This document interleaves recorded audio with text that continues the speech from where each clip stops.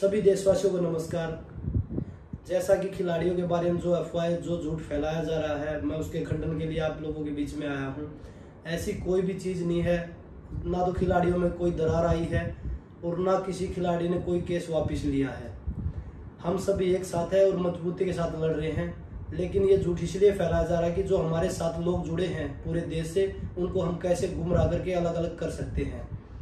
जैसे दिल्ली पुलिस ने और एक न्यूज एजेंसी है ANI, उन्होंने जो अफवाह फैलाई ट्वीट करके कि कोई पुख्ता सबूत नहीं मिला इसलिए केस को बंद कर रहे हैं, तो वो सिर्फ अफवाहें हैं। उन्होंने वो ट्वीट बाद में डिलीट भी कर दिए।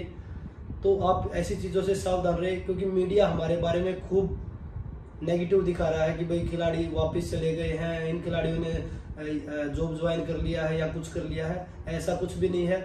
अगर हमारे इस आंदोलन के बीच में अगर जॉब कोई बाधा डालेगी तो हम जॉब छोड़ने के लिए भी तैयार हैं, क्योंकि हमने अपना सब कुछ दांव पे लगा के हम ये लड़ाई लड़ रहे हैं। क्योंकि ये लड़ाई बहन बेटियों की इज्जत और मान सम्मान की लड़ाई है।